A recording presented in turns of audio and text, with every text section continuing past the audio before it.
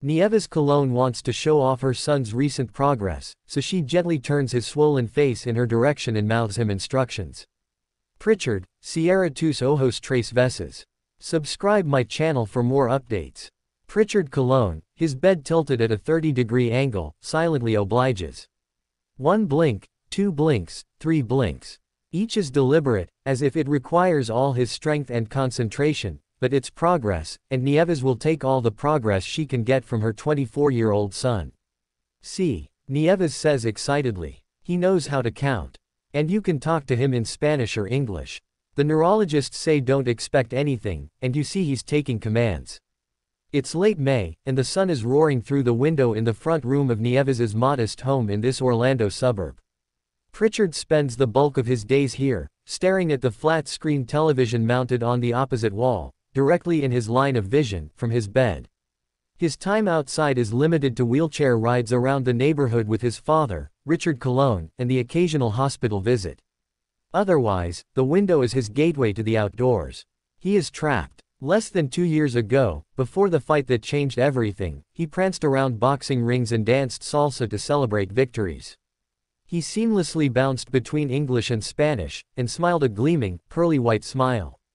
He was, surely in his and so many others' minds, the next great Puerto Rican world champion. If I said all that I could say about my son, Richard says, you'd say, damn, this is a saint. Un santo. Quote. Prichard doesn't move now, or talk, or smile. He remains in a vegetative state, the result of a 1.5 centimeter brain bleed that gushed in the left side of his head during a boxing match at Fairfax's Eaglebank Arena on October 17, 2015. He entered the bout against Terrel Williams undefeated. He departed with his first loss. Dizzy and weary, his arms slumped over his mother, his vitality sapping with each step he took to the dressing room, where he collapsed and lost consciousness as vomit streamed from his nose and mouth. Nieves and Richard are divorced, but they've put their lives on hold to work together to provide round-the-clock care until they can afford to place him in a rehabilitation facility permanently. They filed a lawsuit in D.C. Superior Court last month seeking damages in excess of $50 million against the fight's ringside physician for incompetence and co-promoters for negligence. Money, they say, would secure the professional care Prichard needs. But they don't know whether anything will bring Prichard back. It's hard for me because it's been 2 years seeing Prichard like this, Nieves said, her voice cracking. Right now I'm happy because he's doing a lot of things. For me, he's doing a lot. But as a mother, my pain is that I don't know when I'll see more from Prichard. You don't know what will happen tomorrow. Crushing power. Richard and Nieves knew Prichard, their second of 3 children, always wanted to box. He was training in the garage with Richard, who had boxed under Felix Trinidad Sr., by the time he was 8. When he was in the 5th grade, he wrote an acrostic and each letter spelled out everything he aspired to accomplish. They were all about boxing. He traveled to youth tournaments and won them. One time, when they were returning from an event in Kansas City, Mo, a 10-year-old Prichard told his father he wanted to represent Puerto Rico in the Olympics, even though he was born in Maitland, Florida. He always said he wanted to be a boxer, make a name of himself as a boxer, Nieves said. But he wasn't going to have a long boxing career. He was thinking, make a name, win some championships and become a boxing promoter. Prichard moved to Puerto Rico with his father and sister, Natalie, for high school when his parents divorced. Once there, his boxing appetite intensified. He attended the only sports-focused public high school in Puerto Rico, an hour away from home in Orocovis, a mountainous town in the middle of the island. Richard trained him on the weekends, and Prichard became a 5-time amateur Puerto Rican champion. He turned pro in February 2013 after failing to make Puerto Rico's team for the 2012 Olympics. His first fight lasted 25 seconds. He simulated interviews in the shower, in English and Spanish, preparing for the spotlight that seemed so certain. He studied pugilists closely and was drawn to 2 Puerto Rican legends. Felix Trinidad Jr. for his tactics and humility, Hector Camacho for his showmanship and style. Al Heyman, the powerful boxing advisor, signed him after his 7th fight, making Prichard his first boxer from Puerto Rico. 4 victories later, he hired the renowned Pedro Diaz as his trainer and moved his camp to Boca Raton, Florida. His stock was soaring, and fighting Williams was a calculated leap. Williams was 8 years older and undefeated at 14-0 with 12 knockouts. But Colón, then 23, was the favorite. He boasted 2 more fights and 1 more knockout on his unblemished professional resume. He possessed crushing power and an assortment of punches from all angles. He was a tantalizing prospect. Williams was a challenge, not a threat. He has a real dangerous offensive arsenal, Sugar Ray Leonard said on NBC's premier Boxing Champions broadcast, seconds before the 2 combatants were introduced. In other words, if you take him too lightly, he'll put you down. But don't be fooled by his good looks, either. I had the same problem back in the day. How a fight turned into a horror show for Prichard. Colón was active in the months leading up to the fight. The bout against Williams was his 6th in 2015, his 3rd in 78 days and his 2nd in just more than a month, but his parents said he hadn't reported any dizziness or headaches. By the 3rd round, though, he was rubbing the back of his head and telling referee Joe Cooper that Williams was punching him there. In the 5th round, Colón hit Williams with a low blow. He told Cooper that Williams was striking him in the back of the head as he was deducted 2 points for the illegal punch during the stoppage. Prichard was a kid who didn't complain, his father said. He just didn't complain. But that day, he complained more than ever in his life. Expensive care. It's 11 a.m. and Richard, who drives an hour almost every day from Haines City to visit his son, is pushing him around the neighborhood before the Central Florida air thickens. He has his phone connected to a pair of Bluetooth headphones around his son's head. He turns on a Bible app for him for some walks, but it's on Pandora today. Richard likes to play him Mark Anthony or Daddy Yankee or Andres Jimenez, artists Prichard listened to before. Last September, Richard arranged for Jimenez, a Puerto Rican folk singer, to visit Prichard for his 24th birthday. Richard stops the wheelchair in the middle of the street to replace Prichard's bladder bag before they reach the house. When they get inside, Richard brings his son to his room and situates him on the bed, a process that takes a couple minutes. Richard is pushing 60, but deadlifting a 200-pound man multiple times a day has helped keep his body toned. Nieves figured out a trick. I have to cross his legs when I do it by myself, she said. If I don't cross his legs, I can't turn him. Prichard's room growing up was on the other side of the house, but they put him in the front room when he moved back in last May 26. They bought a baby monitor to keep constant watch and had the bedroom's doorway widened to fit a stretcher for when an ambulance is called. They had called one the previous week because there was blood in Prichard's urine. Doctors found kidney stones. Down the hall is a bathroom, recently remodeled to Prichard's needs. A foundation established for Prichard in Puerto Rico bought the shower chair the previous week. It cost almost $1,000. All this isn't cheap, Richard says. Something wasn't right. Prichard's purse for the fight against Williams was $50,000, the biggest of his career. It was the second bout on the card, which was headlined by DC native Lamont Peterson, and attracted network television exposure. But nobody sensed the enormity of Prichard's declining state. With 35 seconds left in the 7th round, Williams connected with a straight right hand to the back of Prichard's head that sent him to the canvas. A staggered Prichard walked over to Richard Ashby, the ringside physician, with his right hand on the back of his head.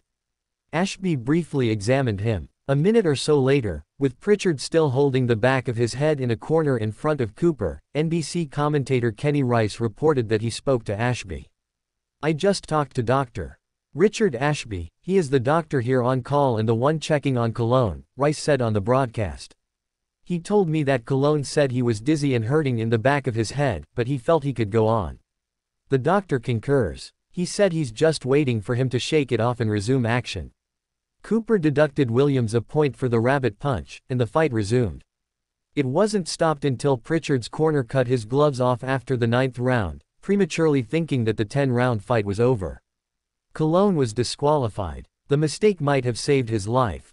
Once I took the gloves off I started noticing that something was not right, Richard Colón said. But while he was fighting, if we all noticed he wasn't okay, then we would have stopped the fight. I thought he was tired at a point. I thought I didn't get him a good trainer. Nieves was waiting for Prichard at the end of stairs as he walked out of the ring. She asked him, in Spanish, how he was feeling. Mommy, I'm dizzy, Colón replied. I can't see. He put his arm on Nieves, and the two began walking to the dressing room, the 5'1" mother helping her son stay upright. She said he was collapsing by the time they reached the hallway before Diaz, his trainer, helped bring the fighter to the dressing room. Once there, Colón tried sitting in a chair and slipped to the floor. He started vomiting and losing consciousness, everyone in the room screaming, asking him to stay awake while the vomit was wiped off his face. He was passed out on the floor when the paramedics arrived. EMTs took his vitals and rushed him to Inova Fairfax Hospital, where he underwent emergency surgery to reduce the brain swelling and drain the blood. Seeking financial relief, Prichard returned to his mother's home after spending 26 days at Inova Fairfax and 6 months and 2 weeks at Shepherd Rehabilitation Center in Atlanta, where he had surgery to reattach the part of his skull that had been removed. A nursing home was recommended, but Nieves and Richard refused to place him in one. Medicaid provides 25 hours of care per week, but they are adamant that Prichard requires specialized attention, not a rotating cast of technicians sent to their house. "We need to get the best out of him," Richard said. "We need to get him to a place like Shepherd. They tried to stand him up. They tried to make him talk. They tried a lot of things that we can't. The problem is the closest brain injury facilities cost more than $1,300 per day." Richard said Heyman pays the house bills, but the family's income is minimal otherwise. Richard collects disability after suffering a head injury in the military. Nieves hasn't returned to her job as a hairdresser since the fight. "The only hair she cuts is Prichard's. I don't have the heart to leave him here like this," Nieves said. "I can't leave him with anybody because they don't know the medicines or how to turn him the right way or notice if he's uncomfortable. So the only way for me to leave him is if he's in better condition and more stable. I'm ready for him to be okay and say, 'That's it, Mommy. That's it. But for now, no, my life has changed and it's all about taking care of him.'" The lawsuit could provide relief. The family hired Ari Casper, a Baltimore-based attorney with experience in brain injury cases. He filed the suit last month against Ashby and the co-promoters, Washington-based Headbangers Boxing and DeBella Entertainment. The suit alleges that Ashby, a family medicine practitioner, was unqualified for the job and his work as a boxing promoter in the area created a conflict of interest. It asserts he should have stopped the fight when Colón told him he was dizzy and his head hurt. Multiple messages left for Ashby at his practice in Washington were not returned. "If the doctor is not going to do his job, then they shouldn't put one there," Casper said. "Then at least Prichard would have known he's on his own. Boxing doesn't have a universal brain injury protocol." But John Stiller, the chief physician and neurologist for the Maryland State Athletic Commission, recently told ESPN the fight should have been stopped in the 7th round. "I still cannot think of a medically sound reason it wasn't," Stiller said. The suit cites the co-promoters for not creating a safe environment for Colón by having Ashby serve as the ringside physician. Spokesmen for both companies declined to comment. Promoters, however, don't choose the ringside physicians in Virginia, as in most other jurisdictions. The assignment fell on the Virginia Department of Professional and Occupational Regulation, which regulates boxing in the state. To qualify as a ringside physician with the Virginia DPOR, the person must be a licensed physician in Virginia for at least 5 years and provide a current certification in cardiopulmonary resuscitation. Further, a conflict of interest statute stipulates, no event official shall contract with, or receive any compensation from any person who sanctions, arranges or promotes professional boxing matches or who otherwise has a financial interest in an active boxer currently licensed in Virginia. According to BoxRec.com, Ashby's RBA Promotions held 14 events, including 12 in Virginia, from October 2012 through November 2015. Ashby entered a 3-year contract with the Virginia DPOR as a ringside physician in June 2014. The state investigated the Colón-Williams bout, and all parties were exonerated in March 2016. While Colón's medical condition following the contest against Williams is tragic, there is not one action so apparent and/or egregious to justify laying blame to any one person, the DPOR report said. "He didn't act like a physician, he was acting more like a promoter or a fan," Casper said. "His job isn't to keep the fans happy. His job isn't to keep the fight going so people feel like they got their money's worth. His job is to protect Prichard, and he failed to do it. This was an acute injury that was easily preventable if the doctor just stopped the fight." Holding out hope. Richard and Nieves haven't watched the fight in its entirety. Richard has seen parts. Nieves has only seen short clips from an ESPN report aired in May. I don't want to see videos of him before. Because I get mad and I get sad, Nieves said. Because it's a different person. He was always happy, always laughing. It's a completely different person. Reminders of that youthful exuberance hang all around his room in Winter Park. There's a photo of him as a little boy with Trinidad on one wall, fists clenched. There are 2 tapestries with him in a fighter's stance. Above the cans of liquid food and bottles of medicine hangs a tapestry with a collage of photos and the 2 flags he represented, Puerto Rico and Orocovis, where he trained to begin his pro career.